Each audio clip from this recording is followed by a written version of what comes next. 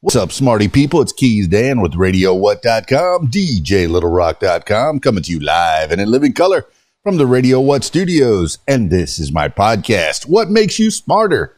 It's an extension of the RadioWhat.com internet radio station that I've been running for quite some time. And if you need DJ services, where do I always send you? DJLittleRock.com. One more time, DJLittleRock.com. Check availability and get a free price quote. And maybe you could have me at your next event. You know I like to party with the people. Also, if you'd like to tell your story or hear the stories of others, I encourage you to check my other podcast. It's called What Makes You Famous. Find it everywhere using the hashtag What Makes You Famous. Now, on with the show.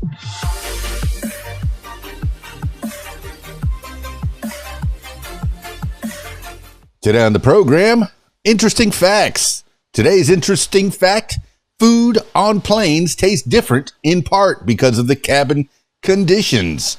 Back in 1919, British airline Handley Page Transport made aviation and gastronomical history by serving the first in-flight meal. It wasn't all fancy, just a cold sandwich and fruit handed out by cabin boys on a flight from London to Paris. Over the next 100 years, however, aircraft meals underwent a variety of changes. In the years after World War II, multi-course suppers were served with tablecloths and real cutlery, a stark departure from today's pre-cooked and reheated trays or tiny bags of pretzels. In comparison, airline meals in the past looked more appealing and probably tasted better too. But that may have less to do with food quality and more to do with altitude. Turns out cabin conditions required for today's high altitude flights affect our taste buds, making even overly sweetened or salted foods bland. Our sense of taste is heavily impacted by scent.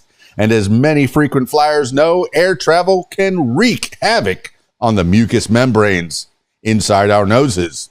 Cabin pressure, usually set to the equivalent of about 6,000 to 8,000 feet above sea level, decreases oxygen levels in the blood, which actually dulls the body's olfactory receptors.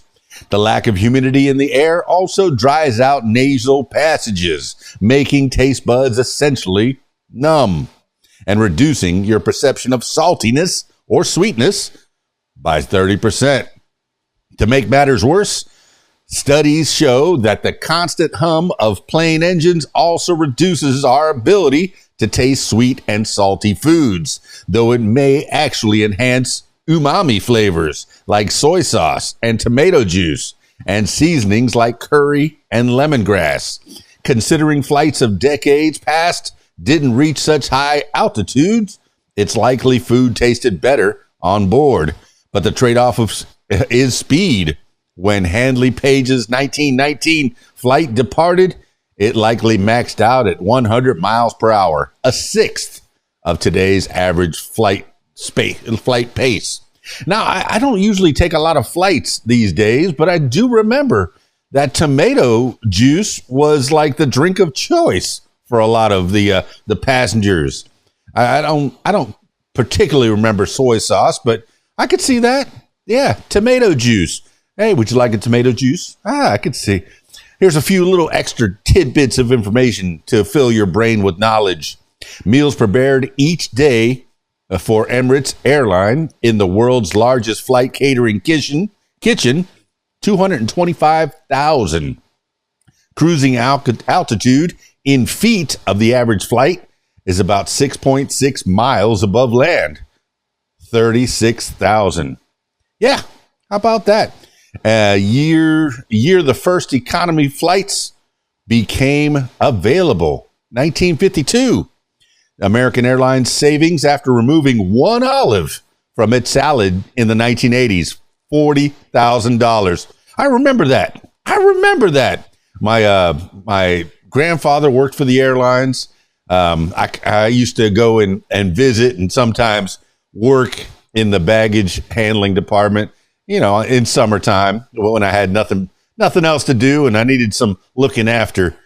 And I do remember that back in the 80s, the olive incident. they're removing an olive from our salad. Oh, the horror. Clutch my pearls. Here's some more interesting information for you. I think it's interesting. The first frozen dinners were meant to be served on airplanes. TV dinners, a post-war marvel known for their portion trays and quick cook time, became a mainstay in frozen food aisles during the 1950s. But the first prepackaged plates weren't designed for at-home consumption. They were developed as easy-to-prepare fare for flights. Grocery brand Bird's Eye invented flash freezing in 1925, and by the 1940s, frozen meats and produce were popular with American shoppers looking for cheaper foods.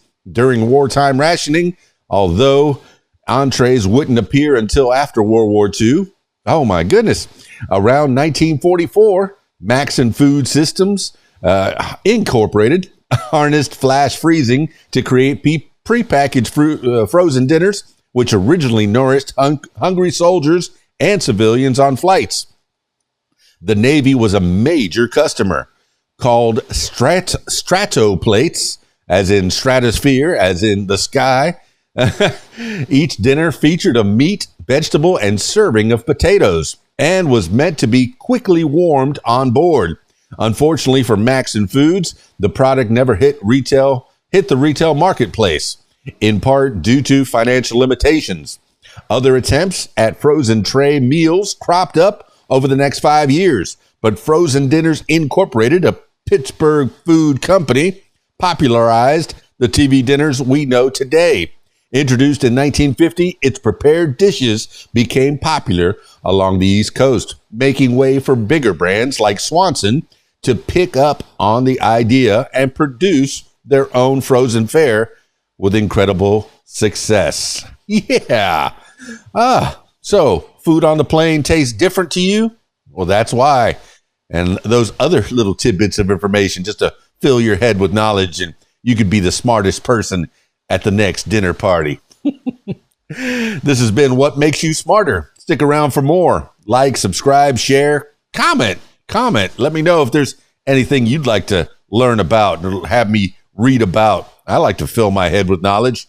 Also, if you'd like to tell your story or hear the stories of others, I encourage you to check out my other podcast. It's called What Makes You Famous. Find it everywhere using the hashtag What Makes You Famous. That's it for me. It's KeysDAN, RadioWhat.com, DJLittleRock.com. Peace.